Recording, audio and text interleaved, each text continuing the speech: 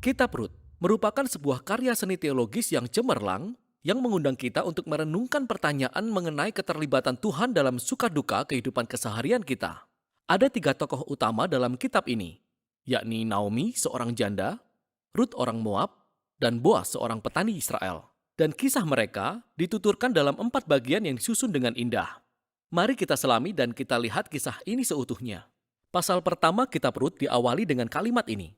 Pada zaman para hakim memerintah. Hal ini mengingatkan kita akan masa kegelapan dan masa-masa sulit dalam kitab Hakim-Hakim.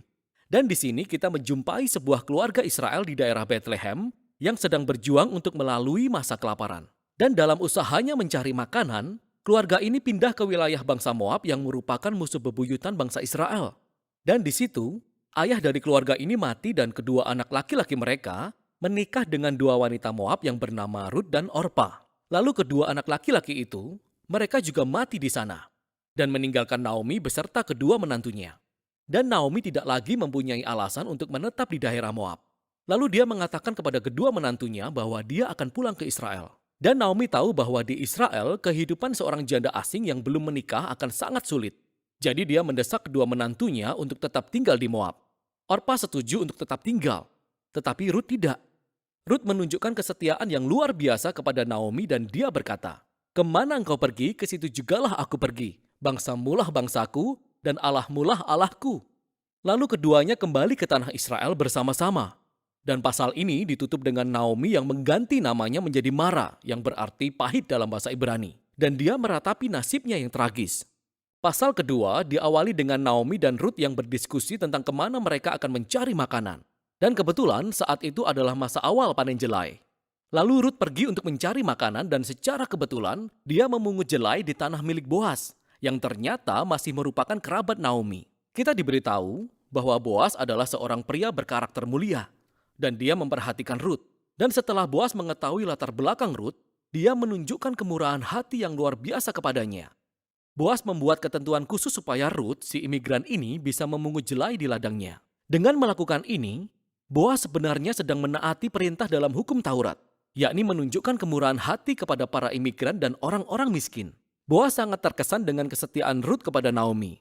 Dia mendoakan Rut bahwa Tuhan akan memberi upah atas keberanian Rut.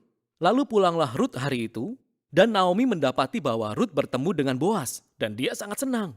Naomi berkata Boas adalah penebus keluarga. Nah, mengenai istilah penebus keluarga ini, sebenarnya hal ini merupakan tradisi di Israel, yang mana apabila seorang suami mati dan meninggalkan istri atau anak atau tanah, maka seorang penebus keluarga wajib untuk menikahi janda tersebut, mendapatkan tanahnya dan melindungi keluarga itu. Sehingga Naomi mulai berharap bahwa mungkin masih ada masa depan bagi keluarganya. Pasal 3 diawali dengan Naomi dan Rut yang menyusun rencana untuk membuat Boas mengetahui situasi mereka. Jadi Rut akan berhenti mengenakan pakaian seorang janda yang sedang berkabung, dan dia akan memberi tanda bahwa dia siap untuk dinikahi. Lalu Rut pergi menemui Boas di ladangnya malam itu. Dan ketika Rut mendekat, Boas terbangun. Dia sangat terkejut. Rut menunjukkan maksudnya dengan sangat jelas. Dia bertanya apakah Boas berkenan untuk menebus keluarga Naomi dan menikahinya.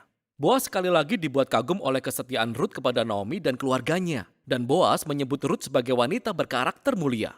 Itu adalah istilah yang sama yang dipakai untuk menggambarkan wanita yang ada di Amsal 31.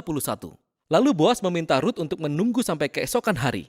Dan dia akan menebus Rut dan Naomi secara resmi di hadapan para tua-tua kota. Sehingga pasal ini berakhir dengan kembalinya Rut kepada Naomi, dan mereka sama-sama takjub atas segala sesuatu yang baru saja terjadi. Di pasal 4, semua itu menjadi kenyataan. Namun pada menit-menit terakhir, Boas menemukan ada seorang anggota keluarga yang lebih dekat kepada Naomi daripada dirinya. Dan orang ini memenuhi semua persyaratan sebelum Boas untuk menebus keluarga Naomi. Namun pada akhirnya, anggota keluarga ini mengetahui bahwa dia harus menikahi Rut yang adalah orang Moab, sehingga dia menolak tawaran itu. Namun ingatlah bahwa Boas benar-benar mengenal karakter Rut yang sebenarnya. Jadi dia mendapatkan harta Naomi dan menikahi Rut. Dan sama seperti di bagian awal bagaimana Rut sangat setia kepada keluarga Naomi, demikianlah Boas juga setia kepada keluarga Naomi. Kisah ini diakhiri dengan pembalikan kondisi dari semua tragedi yang terjadi di pasal 1. Jadi kematian suami dan kedua anak laki-laki tergantikan. Ketika Rut menikah lagi dan melahirkan seorang anak laki-laki yang mendatangkan sukacita bagi Naomi. Keselarasan kisah antara bagian pembuka dan penutup sungguh luar biasa. Jadi, ingatlah bahwa tragedi di bagian awal diikuti oleh tindakan kesetiaan yang ditunjukkan oleh Ruth. Dan ini sangat selaras dengan tindakan kesetiaan Boas yang membawa pada puncak pemulihan keluarga Naomi. Dan keselarasan ini juga menyoroti susunan dari pasal-pasal yang ada di kitab Rut. Jadi tiap-tiap pasal diawali dengan Naomi dan Rut yang membuat rencana untuk masa depan mereka. Dan hal ini diikuti oleh pertemuan yang ajaib antara Rut dan Boas. Dan tiap-tiap pasal ditutup dengan Naomi dan Rut yang bersukacita atas apa yang terjadi. Kisah ini disusun dengan sangat indah. Dan susunan itu sebenarnya berhubungan dengan bagian yang sangat menarik dari kisah ini. Dan bagian itu adalah betapa sedikitnya nama Tuhan disebutkan. Tokoh-tokoh dalam kisah ini berbicara tentang Tuhan beberapa kali. Tetapi penulis tidak satu kali pun menyampaikan bahwa Tuhan melakukan sesuatu secara langsung dalam kisah ini. Dan itu sungguh cerdas. Karena pemeliharaan Tuhan sedang bekerja di balik setiap adegan dalam kisah ini. Menenun semua keadaan dan pilihan semua tokoh ini.